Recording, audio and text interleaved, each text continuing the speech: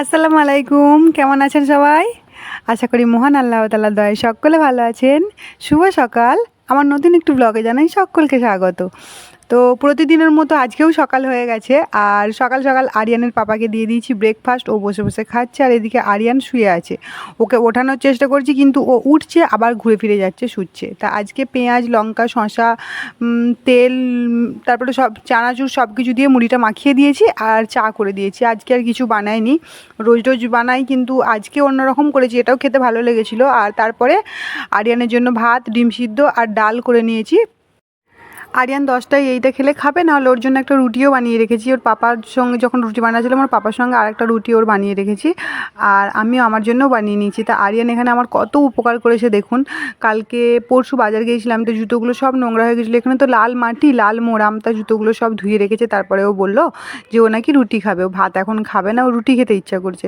তা ওর জন্য একটা রুটি নিয়ে চলে গেলাম। একটা রুটি তেল দিয়ে উল্টে পাল্টে ওটাকে চাপাতি বানায় এরকম করে, তা চাপাতি বানিয়ে আর সস দিয়ে খাইয়ে দিলাম। ও তো তরকারি বেশি খায় না রুটিতে, কখনো সখনো খায়, কখনো সখনো খায় না। তারপরে আমি আমার কাজে লেগে পড়েছি প্রত্যেক দিনের মতো, কারণ কাজ না করলে তো এগুলো তো অগোছালোও থেকে যাবে। তা গুছিয়ে নিই, সুন্দর করে পরিষ্কার করে নিই, তারপরে একটু বসা হবে সময় পেলে। তা আমি থালা বাসন সব কিছু মেজে নিচ্ছি। আর জানেন এখানে প্রচণ্ড গরম, জানি সব জায়গাতেই গরম, কিন্তু আজকের দিনে আবার এখানে, আজকের দিনে সোমবার, এখানে কারেন্ট থাকে না। কী যে মানে অসহায় হয়ে পড়ি আজকে। কিছু করার নেই, এটা তো ইন্ডাস্ট্রিয়াল এলাকা, সেই জন্য সপ্তাহে একদিন কারেন্ট বন্ধ রাখে, যে কোনো একদিন। আমি যেখানেই ছিলাম, যত জায়গায় ছিলাম, একদিন কোনো জায়গায় বুধবার, কোনো জায়গায় বৃহস্পতিবার, কোনো জায়গায় শুক্রবার, এরকম করে কারেন্ট বন্ধই থাকে। আর এটা শীতকাল বা বৃষ্টির ওয়েদারে হলে কোনো প্রবলেম নেই, কিন্তু এটা প্রচণ্ড গরম তো। এবার কাজ টাজ করে একটু ফ্যানের তলায় বসলেও আপনার আরাম লাগবে, সেটাও আপনি বসতে পারবেন না, ওই জন্যই আর কি। তো এই পিছনটায় মানে সামনেটায়, বাড়ির সামনেটা প্রচণ্ড ধুলো হয়েছিল। এই আরিয়ান আর আরেকটা দুটো বাচ্চা আছে, ওরাই নোংরা করে। তাই সেগুলোর জন্য একটু পানি ছিটিয়ে দিলাম, কারণ ধুলোগুলো উড়ে উড়ে এইভাবে মুছছি তো এই ঘরের উপরে উপরে পড়ছে। আর আমি প্রত্যেকটা দিন এইভাবেই পরিষ্কার করে রাখি যেদিন থেকে এসেছি, কারণ এখানে আমিই থাকি বলুন, আর আমাকেই পরিষ্কার করে রাখতে হবে। আর আমার বাচ্চা এইদিকে ওইদিকে খেলা করে, আর আমার বাচ্চার জন্য আমি পরিষ্কার করে রাখি, যাতে ও এইদিকে ওইদিকে খেলা করতে পারে, মানে সুন্দর করে মুছে রাখি। আর আমি পরিষ্কার করছি একটা একটা করে, আর আমার যার জন্য করছি সেই বাচ্চাই দেখুন কীভাবে নোংরা করছে। যতটুকু আমি পরিষ্কার করছি সেই ততটুকুর ওপর দিয়েও চলাফেরা করে করে পায়ের ছাপগুলো তুলে দিচ্ছে। যত বারণ করছি ও ততই করছে, ওর এটা স্বভাব হয়ে গেছে রোজ রোজ। এবার পেটাতে হবে একদিন, তাহলে হয়তো ও ছাড়বে এভাবে। আর আমি পানি বেশি করেই নিয়ে এসেছিলাম বাইরে ছেটাবো বলে, আর এইখানটায় পানি পড়ে গিয়েছিলো অনেকটা। আর আনতে আনতে অত বড় বালতি তো তুলে আনতে আনতে এই উপর নিচে করতে করতে, আর সেখানে বেশি বেশি পানি হয়ে গেছে। তোকে বারণ করছি যাস না, পড়বি, দুম করে পড়বি, পিছল খেয়ে যাবি। এগুলো টাইলস লাগানো আছে সব। তা ও শুনবে, ও শুনে নাকি তাই কারুর কথা? ও এইদিকে যাচ্ছে ওইদিকে যাচ্ছে, এইদিকে যাচ্ছে ওইদিকে যাচ্ছে, এই করছে। আর ওকে গেঞ্জি পরিয়ে দিয়েছিলাম, তো ও গরমে বলে না ও খুলে দিয়েছে। ও বলছে না না কিছু পরবে না এখন। আবার খ্যাপার মন, যখন বৃন্দাবনে যাওয়ার ইচ্ছা হবে তখন যাবে। দেখুন আবার জামা পরে নিয়েছে একটু পরেই। আমাকে কাজ করতে করতে জামা পরাতে হয়েছে। আর ওর শরীরটা, মানে শরীর খারাপ নয়, ওর মন খারাপ। ওই ছেলেগুলোর সঙ্গে খেলা করে তো, ওরা রাত মানে দুপুর 12টা পর্যন্ত ঘুমায়, কী যে করে ঘুমায় জানি না। তা ওই জন্য ওর মন খারাপ। ও তো উঠে পড়েছে অনেক সকালে, তো ওদেরকে পাচ্ছে না। আমি ওই জন্য ওকে কোলে নিয়েই ঘর মুছছি। কী করবো, মন টন খারাপ হলে এভাবেই ম্যানেজ করতে হয়। হয়তো একটু কষ্ট হয়, কিন্তু মা তো, সব কষ্ট সহ্য করার ক্ষমতা রাখতে হয় মায়েদেরকে। মা এমন একটা জিনিস। আমি এবার সবজি টবজি কাটবো। আর আরিয়ান তার আগেই রেডি হয়ে বসে পড়েছে আমার সঙ্গে, আমার হেল্প করবে বলে। এরকম ছেলে কজন পায় বলুন? এবার হেল্প করবে না জ্বালাতন করবে, আপনারা ভিডিওতেই দেখতে পাবেন। এত জ্বালাতন করবে যে আমি পাগল হয়ে যাবো। আর এটা হচ্ছে একটা চিকু, মানে সবেদা। তা সবেদা একটা গাছের তলায় পড়েছিল, আরিয়ান নিয়ে এসেছিলো। এখানে তো অসংখ্য গাছ আছে সবেদা গাছ। তা ওটাই ওকে দিচ্ছি, ও কেমন করবে দেখুন একবার। ও খায় না ওই সব, মুখে দিয়েই ওর হয়ে গেছে। এবার নাকি তুমি নাও, আমি ওইসব খাই না। আমি নিয়ে নিলাম, আমি খেয়ে নিই। আর ও আমাকে হেল্প করবে বলে বসে আছে। আলু কাটবে, ঢ্যাঁড়স কাটবে। হাতটা না কাটলেই হলো, তুমি আলু ঢ্যাঁড়স যা খুশি কাটো, কিন্তু হাতটা না কাটলেই হলো। ছুরিটা যেভাবে ও চালায়, ও যদি ওর কচি কচি আঙুল, ও যদি হাতটা এভাবে দিয়ে দেয় না আঙুলটা, ওর আঙুলটা একদম কেটে যাবে। আমার প্রচণ্ড ভয় লাগে, কিন্তু কি করবো, ওকে ছাড়বো কোথায়? এত রোদ বাইরে। আর এই ছেলেগুলোও তো 12টার সময় ওঠে, সেই জন্য আমি ওকে আমার কাছেই নিয়ে রেখেছি। আর একটা ব্যাপার জানেন, এই ছেলেগুলো 12টার সময় ওঠে, সকালবেলায় রোদেতে মানুষ মানে যখন রোদ থাকে না তখন মানুষ খেলা করে।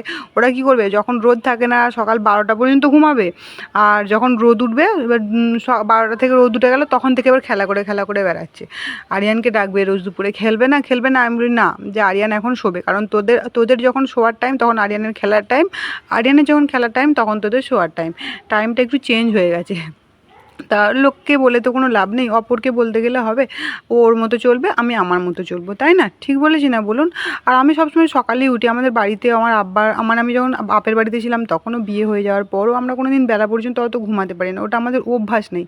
ছুটি থাকলেও সানডেতে ভাবি যে একটু ঘুমাবো, কিন্তু না, সকাল সকাল মানে সানডেতে তো আরও তাড়াতাড়ি ঘুম ভেঙে যায়।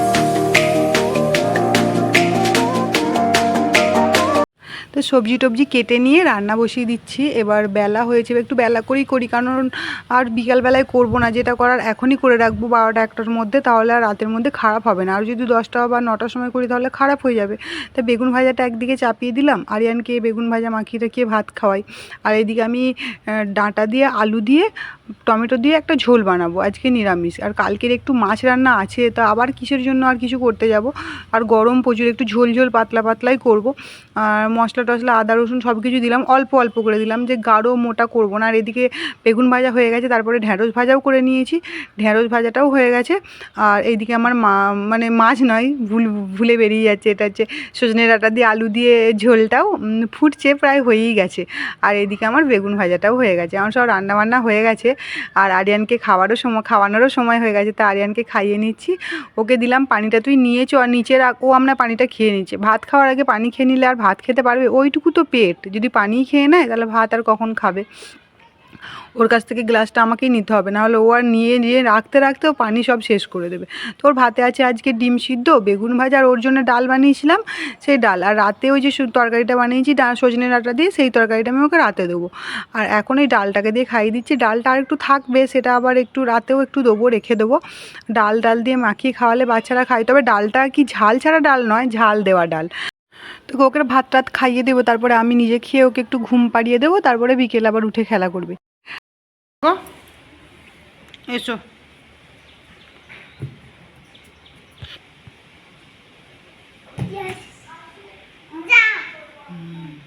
কি করলে? জাম্প করলে? আচ্ছা, তোমার নাম কি? তুম কন হো? আরিয়ান। তুমি কি পড়া করো? জোরে বলো। কই मम्मी को? किधर है मम्मी? मम्मी किधर मम्मी बोलो इधर किधर है मम्मी? किधर है? इधर। अच्छा, पापा किधर?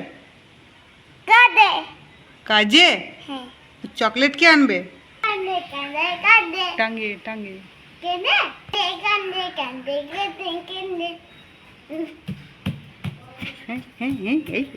मंकी मंकी উঠে পড়ো